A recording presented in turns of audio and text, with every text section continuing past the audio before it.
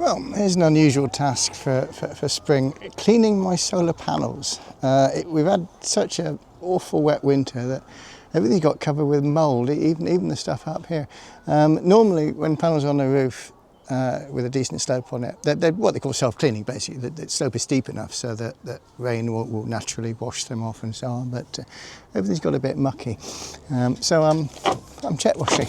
It's kind of fun. Whilst I'm here, it's probably a good opportunity to have a little poke around my system because it's quite interesting. Let's have a look around. What I've got, I'm quite fortunately situated, and it's a bungalow, so everything's quite accessible. The floor's only down there, and it's facing southwest, so I get solar during most of the day and into the evenings, which is great. And I've got two types of system here. The one that's worth looking at first is these two fairly tatty ones in front of me. And this was the first part of the system that I put up. And these have been up here for 6 years. And these two fairly unprepossessing little boxes, they actually supply all of our domestic hot water from May to September. It's a system I built myself. I sort of looked at various things on the internet. I got a few old books on this kind of tech. And it is quite a basic technology to put together. It needs some plumbing in, that's the main drawback of it. But once you've got it built, there's no recirculating pump or anything like that on this system. How I've actually done it is the tank that holds the hot water is in the attic, and obviously you can't see it from outside, but it's slightly above the panels, so that when the water in the panels warms, the water flows up into the tank, and it's a regular immersion tank with a heat exchanger coil inside it. Flows through the coil, cools, and falls naturally down into these pipes at the bottom here, where it re-enters the panels, and the whole thing just keeps circulating round and round and round forever. Basically, as soon as the sun comes out, the panels get hot, the circulation starts, and the water in the tank inside the attic, which is 160 litres, that's a good sized domestic tank, it just gets hot. It's wonderful. I've got an immersion element in there as well for times when we have a spell of bad weather, so I can top it up from electricity, but for most of the summer I don't need to do that. What's unique about these panels is they're homemade. So the whole system was put together. Solar hot water systems can be expensive, but the cost of the panels was hundreds, not thousands. The pipe work in the tank was about another 500, so not much more than £1,000 put this whole system together. I've got some photographs of the panels under construction, which I'll add in as little notes on the video.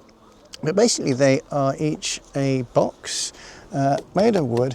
I've done belt building in the past, so they're actually fiberglass together on the edges, and fiberglass is a very durable material as well. So it's a plywood box. Inside the box is PIR insulation, the same sort you would have just inside the walls of your house, something like that. On top of that is an aluminium sheet. On the sheet is a copper heat exchanger that I made myself. Again, I'll add pictures in, and that just sits on top of the sheet with some bent bits of aluminium over the top of it, just to conduct the heat properly into the copper pipes.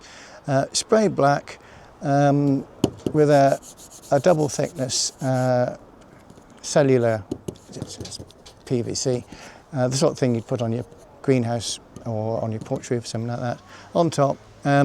Fixing wasn't particularly good. I ended up taping them together, and it's just sticky tape. But this is the first time I've really done any maintenance on these in 6 years. And they still knock out loads of hot water. They're going to enjoy their little scrub down now, and I think I might redo the tape whilst I'm up here. And you can probably see up the top there, I put pipe insulation on the pipes, and that's starting to break down, so perhaps I'll replace that as well. If you're wondering what the two pipes going up the chimney are, they're two steam vent pipes. One is from the solar panel side. If the water in the panels ever boils, that's coming off the highest point in the system, and steam just shoots out the top there.